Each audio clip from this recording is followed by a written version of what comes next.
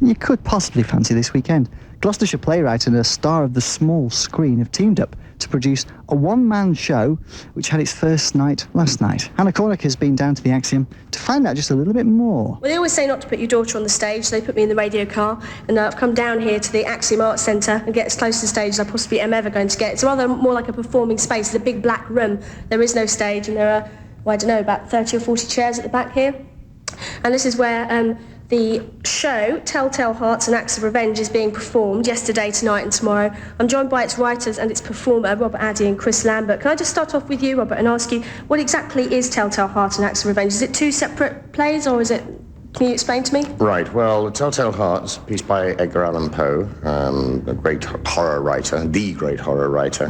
That comprises the second half of the show. The first half of the show, Acts of Revenge, is the bit that Chris and I wrote. It's 3 separate monologues, 2 Chris's work, the first one mine, which are explorations of 3 different characters' crises of faith, which I can assure you is not as heavy as it sounds. It is entertaining. Because it's a one-man show, isn't it? It's just you up it's here just for the me. whole time. Yeah. How does that feel when you're up here? How long does it last? Lonely. They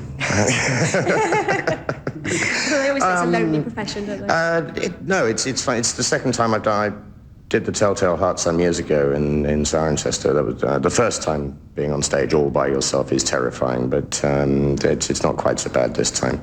And there is also, you have the consolation that nobody else is going to mess it up for you. No, I mean, some of the people in the audience may actually know you from television more than the theatre, more than the stage, because you have been in Robert v. Sherwood at Excalibur. Can you tell us a bit about that, about how different it is to be working in this kind of performance than it is to be working for the telly? The money's not so good for a start. It is. They are two complete. Working for the camera and working on stage, I believe, are two completely separate art forms. I haven't done as much professional theatre as well.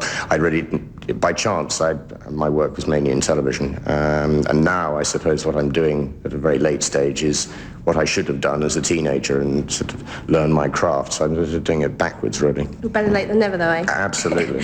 Okay, Chris, you also helped write this show. Tell me how you got involved. I've been working... This is the second time I worked with Robert, and I wrote a play called Shades in Time Martyrs, which we do in Gloucester.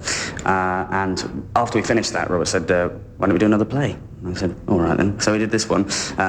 Basically, we wrote it within about 3 or 4 weeks, the other 2 sections, because we wanted something to go with Telltale Heart, because it's quite a short piece, and we're going for the bare bones of Telltale Heart, because it's this gothic horror, so these shades of light and dark that we're trying to get across.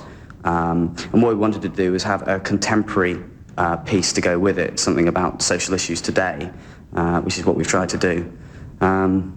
Yeah. Sounds very intense. Is it very intense? Well, yes, the performance is very intense. It really grips you very, very hard. Both acts are very intense, but it's not, as Robert said, it's not heavy. It is entertaining, but we hope that the audience go away, having learnt something.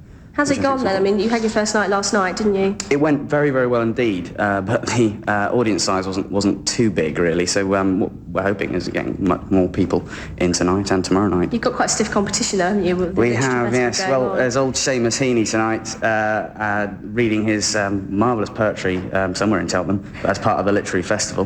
This is really a plea to Seamus to please, between 8 and 9:30, to have a break so people can come and see this show. So he should rest his voice. I think so. Come and hear Robert exercising his. It must be quite exhausting, Robert. Apart from being terrifying. I'm fairly wrung out by the end of the evening. I mean, it's not that it goes on terribly long or it's particularly physical, but the various characters involved, getting inside their heads does leave one somewhat exhausted. Well, I believe you're going to be so kind as to give us a burst right now. So, is it starting from the top? You started from the Telltale Hearts? Well, yes, we'll open up with a little bit of the Telltale Okay, we'll Heart. take it away. True. Nervous. Very, very dreadfully nervous I had been, and I am now. But why will you say that I am mad? The disease had sharpened, not destroyed, not dulled my senses. Above all was the sense of hearing acute. I heard all things in the heaven and in the earth. I heard many things in hell. But why will you say that I am mad? Hearken, and observe how healthily, how calmly I can tell you the whole story. It is impossible to say how first the idea entered my brain, but once conceived, it haunted me day and night. Object there was none, passion was there none. I loved the old man. He had never wronged me. He had never given me insult for his gold. I had no desire. I think it was his eye. Yes, it was this. He had the eye of a vulture.